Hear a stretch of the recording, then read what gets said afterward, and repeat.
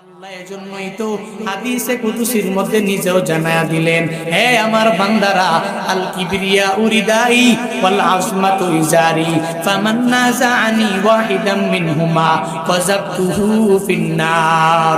আল্লাহ তাআলা হাদিসে কুদসির মধ্যে নিজেই জানায়া দিলেন, অহংকার অহংকার অহংকার আমার চাদর, ওয়াল আজমাতু ইজারি আর বরত্ব আমার লুঙ্গি স্বরূপ, ফামান নাযাআনি ওয়াহিদাম মিনহুমা এই দুইটা নিয়ে আমার যে বান্দারা টানাটানি করবে, ফাযাবতুহু ফিন্নার একে আমি জান্নাতে দিব না বরং জাহান্নামে নিক্ষেপ করব।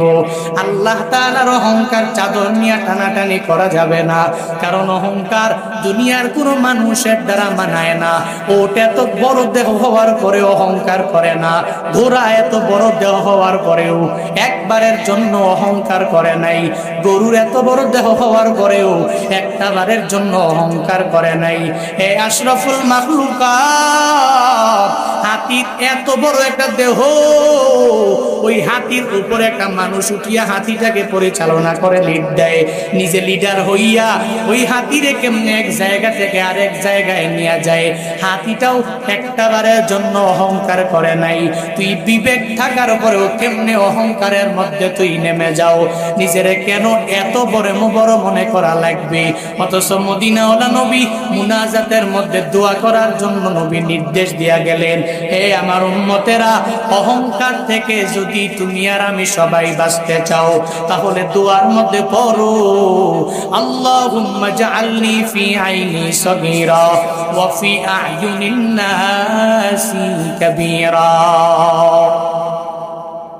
ওই দুয়ার মধ্যে তোমরা পড়ো, আল্লাহুম্মা, হে মালিক, তুমি আমাকে এমন বানাও যে আমার চোখে তুমি আমারে ছোট বানায়া দাও, ফি আইনি সগীরা ওয়া ফি আ'য়ুনিন নাসি কাবীরা, আমার চোখে তুমি আমারে এমন বানাও যে আমি ছোট ছোট ছোট, আমার মতো ছোট কেউ নাই, ওয়া ফি আ'য়ুনিন নাসি কাবীরা, আর মানুষের চোখে তুমি আমারে যত বড় বানানোর বড় বানায়া দাও। মানুষ আমাকে বড় বলবে, আমি নিজেরে বড় বলার কোনো দরকার নাই, আমি নিজেরে ছোট বলে বলে বলে বলে আগায়া যাব। নিজেরে যদি ছোট বানাইয়া বড়দের সামনে যদি নিজেরে ছোট করে বান্দা চালাইতে পারো, আল্লাহর কসম করে বলি, মদিনাওয়ালা নবীর হাদিস তো পরিপূর্ণ সত্য হাদিস। নবী বলে গেলেন, মান তাওয়াযা লিল্লাহি রাফাহুল্লাহ, আমার যে উম্মতেরা আল্লাহর জন্য বিনয়ী হয়ে যাবে, আল্লাহ তার মায়া করে ছোট রাখবে না, বরং বড় বানায়া দিবে। আল্লাহর হাতেই তো পূর্ণাঙ্গ বড় আর ছোট বানানোর ক্ষমতা, সব পাওয়ার আর ক্ষমতা আমার মাওলার হাতে। বান্দা তুই বড় হতে চাও তো আল্লাহ তোমারে বড় বানাইতে পারবে। বলে হ্যাঁ ছোট হয়ে যাবা, তাও আবার মাওলাই ছোট বানায় দিবে। আত্মিক যদি গুনাহগুলো বান্দা করো, মানে অহংকার যদি লালন করো, হিংসা যদি লালন করে আগায়া যাও, তাহলে আগে বড় ছিলা, আল্লাহ মায়া করে আর বড় বানাবে না, দিন দিন দিন দিন অনেক ছোট হয়ে যাওয়া লাগবে। আল্লাহ বলেন, হে কাফেরেরা, ওই ওটের দিকে একটু তাকাও না, এত সুন্দর করে আমি আল্লাহ ওটটারে বানাইলাম, কেন আমি মাওলারে তোরা চিনো না? এরপরে আল্লাহ বলেন, ওয়া ইলাস সামাই কাইফা রুফিআত, ওই আসমানের দিকে তাকাও, এত সুন্দর করে আমি আল্লাহ আসমানটারে উপরে আটকায়া রাখলাম। পুরা বিশ্বজগৎটা যদি ঘুরে ঘুরে কোনো বিজ্ঞানী চিন্তা করে, এই আসমানের একটা পিলার খুঁজে আমার আর সবার বের করা লাগবে, পারবে নাকি? আল্লাহ তো বিশাল আসমানটা কোন পিলার দ্বারা দাঁড় করাইয়া রাখে নাই। তুমি 1400 square feet, 1500, 2000, 2500 square feet building বানানোর জন্য বলে 500 টা 400 টা যত রড লাগবে লাগাও, রড লাগাইয়া পিলার বানাইয়া এর উপরে পিলারের উপরে সারটারে ঠেকায়া দাও। পিলার ছাড়া কোনো কিছু দেখাও যায় না, কোনো জায়গায় আমি আজও পর্যন্ত দেখলাম না।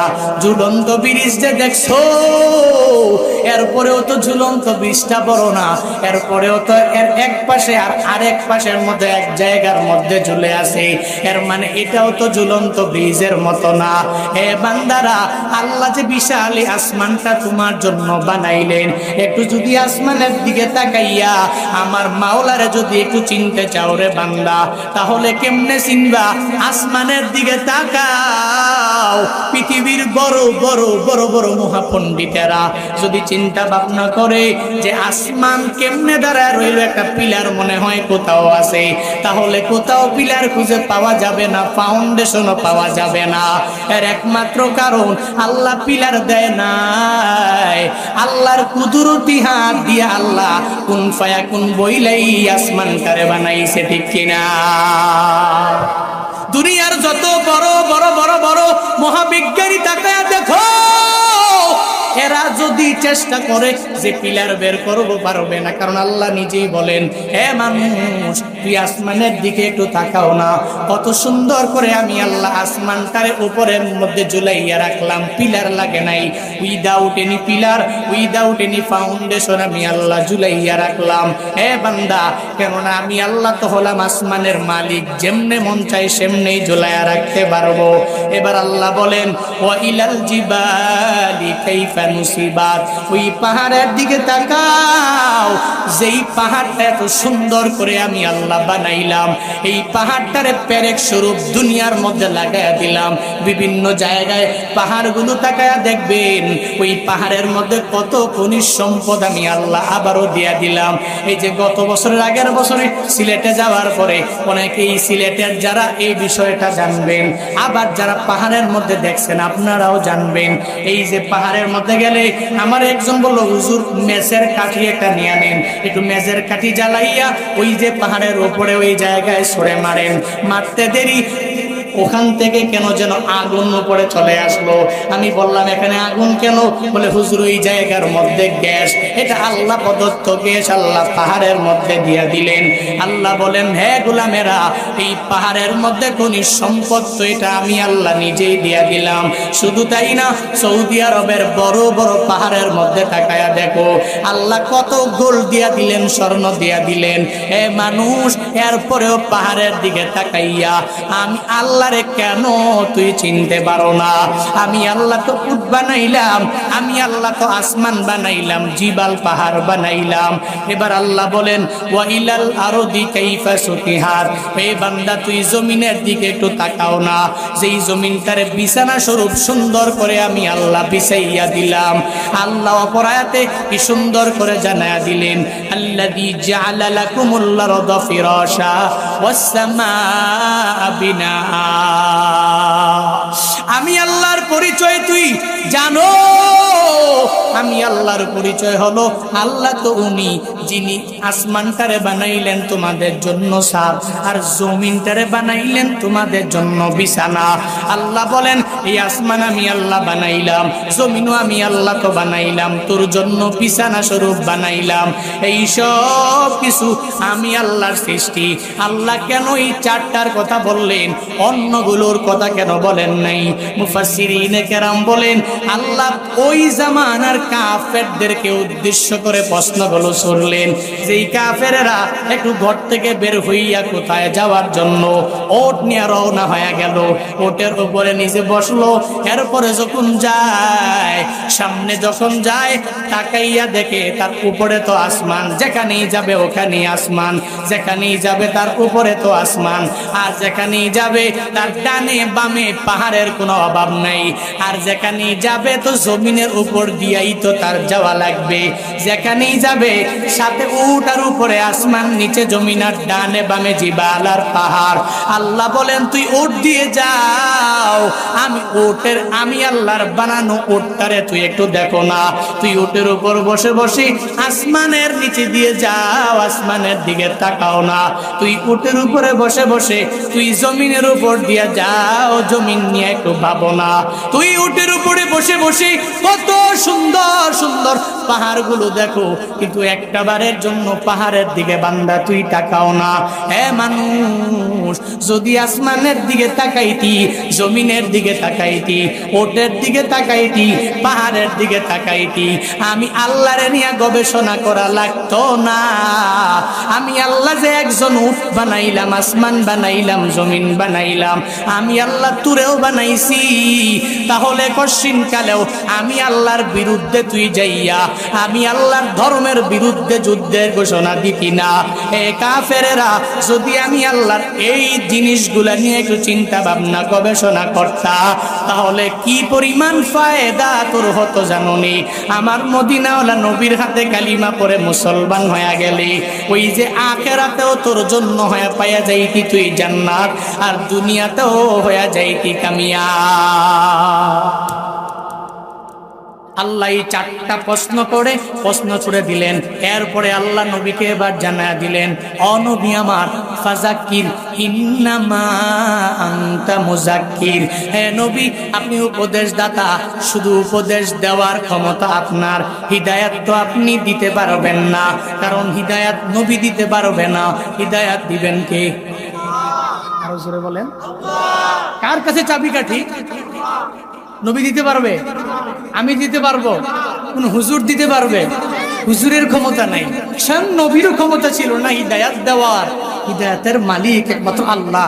এই জন্যই তো আল্লাহ কোরআনে বিভিন্ন জায়গায় নবীকে বলেন, নবী আপনি শুধু উপদেশদাতা মাত্র, উপদেশ দিবেন, দাওয়াত দিবে, আপনাকে তো আমি দারোগা করে পাঠাই নাই, এদের পিটাইয়া ইসলামের দাওয়াত দেওয়া লাগবে।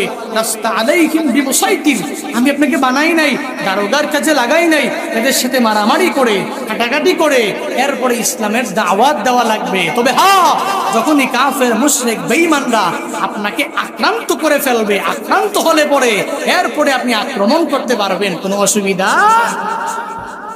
ইসলাম তো ধর্ম, আমার রিলিজিয়ন ইসলাম। মদিনাওয়ালা নবীকে কি সুন্দর করে আল্লাহ তাআলা জানায়া দিলেন, ফাযাক্কির ইন্নামা আনতা মুযাক্কির।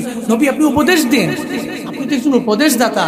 যারা মানবে এরা কামিয়াব হয়ে যাবে, যারা মেনেছে এরা কামিয়াব হয়ে গেছে, যারা মানে নাই এরা ধ্বংস হয়ে গেছে। নবীর কথাগুলো যারা মানছে, ফারিকুন ফিল জান্নাহ, জান্নাতের পথের প্রতীক হয়ে গেছে। আর যারা মানে নাই, ফারিকুন ফিস সাঈদ, জাহান্নামের পথের প্রতীক হয়েছে, জান্নাতের পথের প্রতীক হয়েছে। যারা এরা কি পরিমাণ লাভবান হয়েছে, এরা ঈমানওয়ালা কি পরিমাণ ছিল, আর লাভবানও কি পরিমাণ হয়েছে। এমন কিছু সাহাবায়ে কেরাম আছে যাদেরকে আল্লাহ পাক রব্বুল আলামিন নিজেই সালাম নিজেই পাঠিয়েছে ফেরেশতার মাধ্যমে। এমন কিছু সাহাবায়ে কেরাম আছে যাদের ঈমানের মজবুতির কারণে এদের শেষ গোসলটা দুনিয়ার জমিনে হয় নাই, আখিরাতে কাউসারের পানি দ্বারা হয়েছে। এমন কি ঘটনা আপনারা শুনেন নাই? তাহলে যারা ফারিকুম ফিল জান্নাতের পথের প্রতীক হবে, এরা কি দামি না কম দামি? কথা বলেন না কেন? দামি না কম দামি? এজন্য আমরা ফারিকুম ফিল জান্নাহ, জান্নাতের পথের পথিক, যেই রাস্তা, যেই পথ, যেই তরিক, ওই তরিকের ওই পথের পথিক আমাদের হওয়া লাগবে। পারবো না ইনশাআল্লাহ? পারবো না ইনশাআল্লাহ? এই সব কিছু করতে গিয়া, ওই পথের পথিক হইতে গিয়া আমাদের সাহাবায়ে কেরামকে অনুকরণীয় আদর্শ বানানো লাগবে। এদেরকে অনুকরণ করতে হবে, এদেরকে অনুসরণ করতে হবে। এদের সমাজ ব্যবস্থা, এদের পরিবার ব্যবস্থা, এদের রাষ্ট্র ব্যবস্থা, এদের ব্যক্তিগত জীবন, সামাজিক জীবন, রাষ্ট্রীয় জীবন, প্রত্যেকটা শুরু থেকে নিয়ে শেষ পর্যন্ত এদেরকে যদি আমি আমার নিজের চলার পথে অনুকরণীয় আদর্শ বানাতে পারি, আল্লাহর কসম করে বলতে পারি, তাহলে এরাই আমার জন্য হবে এক অনুকরণীয় আদর্শ। এদের পথ জান্নাতের পথ, আমার পথ হবে জান্নাতের পথ। এজন্য সাহাবায়ে কেরামদের ঈমানের পাওয়ারের কথা এমন কোন বান্দা নাই জানে না। সাহাবায়ে কেরামের যুগে হযরত ওমর ফারুক আযম রাদিয়াল্লাহু তাআলা আনহু ইসলামের দ্বিতীয় খলিফা।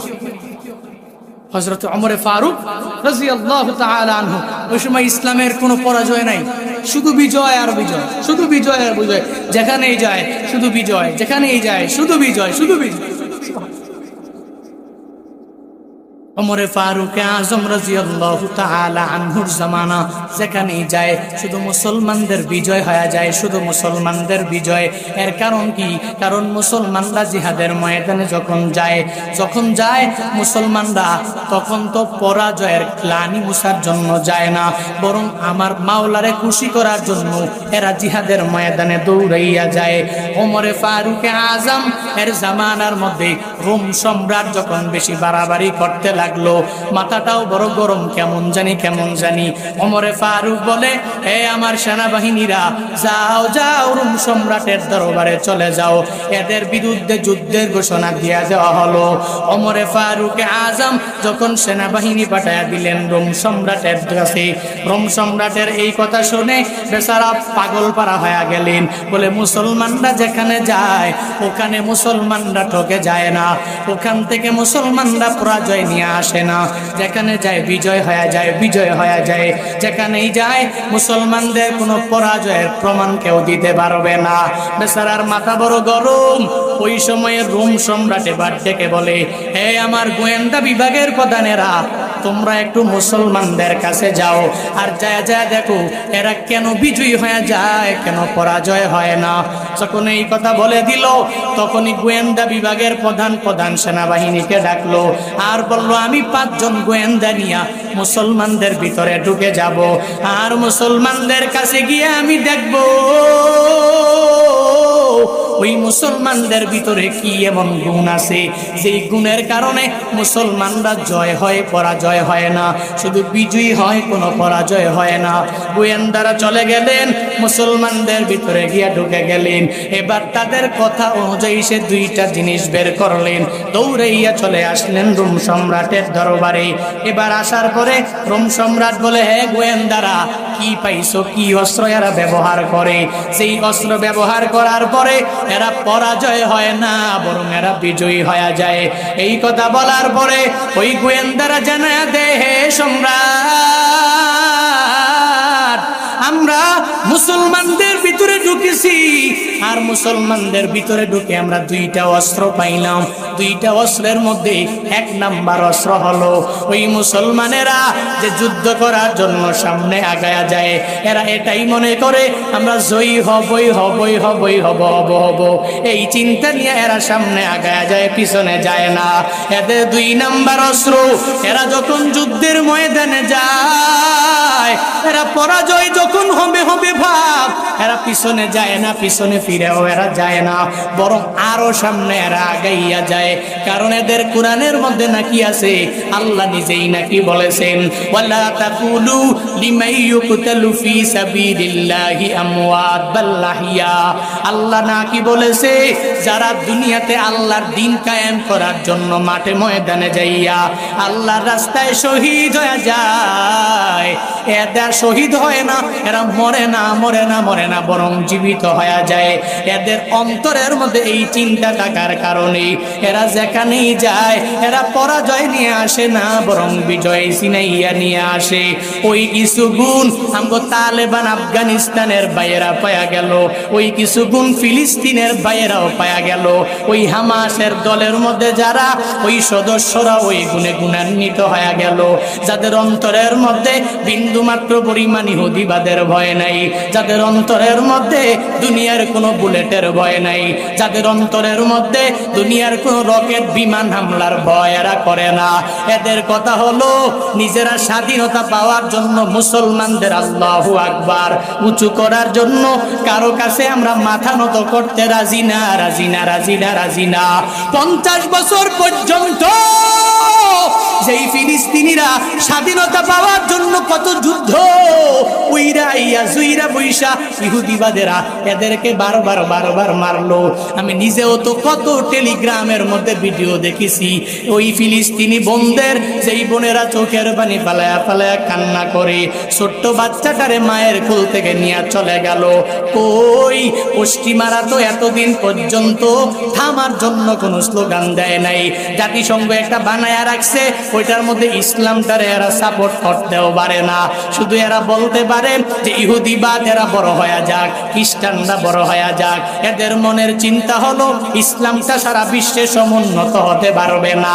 এতদিন পর্যন্ত এদের দেখা যায় না, কিন্তু এখন যখন মুসলমানদের বিজয়গুলো শুরু হয়ে যায়, 4-5 দিন আগেও আয়রন ডোম যখন এদের ধ্বংস করে ফেললো, মাথা বড় গরম, হায় হায় রে, এবার বিজয়ী হতে পারবো না, এবার পরাজয় হয়ে যাব, এবার মাথা নষ্ট হয়ে গেল। যুক্তরাষ্ট্রের মতো এই বেয়াদবেরা, এই কুলাঙ্গারেরা আবার ইহুদিবাদের পক্ষে চলে গেল। এতদিন ফিলিস্তিনের স্বাধীনতাকামী বলে, এখন মুক্তিকামী স্বাধীনতাকামীও এরা বলতে পারে না। বাংলাদেশের কিছু মিডিয়াও আমাদের ফিলিস্তিনি ভাইদের পক্ষে নিতে পারে না। হে মিডিয়ারা, হে হুলুদ মিডিয়ারা, আমি জুনায়েদ আল হাবিব গতকালকেও বলেছি, আজকেও বলি, কালকেও বলবো, এর পরের দিনও বলবো, বাংলাদেশের হলুদ মিডিয়ারা যেখানেই যায় না কেন, যেই পথ তোমরা অবলম্বন করো না কেন, তোমাদের অন্তরে আল্লাহর প্রেম কম থাকতে পারে। মুসলমান তাওহীদি জনতার অন্তরের মধ্যে আমার মাওলার প্রেমের কমতি নাই। মুসলমানদের অন্তরের মধ্যে আল্লাহু আকবারের স্লোগানের মায়ার কোনো কমতি নাই। এরা আল্লাহু আকবার সমুন্নত করার জন্য আর একটা মুসলিম ভাইয়ের জন্য প্রয়োজনে মাঠে ময়দানে নেমে নিজের জীবনটাও দিয়ে দিতে পারবে, ঠিক কিনা? বাংলাদেশের মুসলমানেরা কি মনে করেছো? এরা নামাজ পড়ে না, এরা রোজা রাখে না, এরা নেক আমল করে না, মনে করেছো ইসলামটা এদের অন্তর থেকে দূরে সরে গিয়েছে কিনা? এমনটা নয়, এদের অন্তরের মধ্যে আল্লাহর প্রেমের কোনো কমতি নাই। এদের অন্তরের মধ্যে মদিনাওয়ালা নবীরে গালি দিলে দেখছুনি বাইতুল মুকাররমে ঢোকাও যায় না। এই বাংলাদেশের মুসলমানেরা 92% মুসলমানের মুখের মধ্যে একটাই জবাব, ইহুদিবাদ নিপাত যাক, ফিলিস্তিনি মুসলমান জিন্দাবাদ। ঠিক কিনা বলো? আজ বিশ্বের চারিদিকে মুমিন মরছে ধুকে, একটু কি দিলে দয়া হয় না? ওরে কাপুরুষ ঘরে বসে ভাবছো হিসাব কষে, এখনো তো সময় হলো না। মুমিনরা হয়ে যাবে মজলুম, গাজওয়ায়ে হিন্দে ভাঙাবে ঘুম, পদে পদে আসবে মুসিবত, চারদিকে পড়বে পাপের ধুম, মূর্খরা গর্বে সমাজ, উঠে যাবে লে মোলা।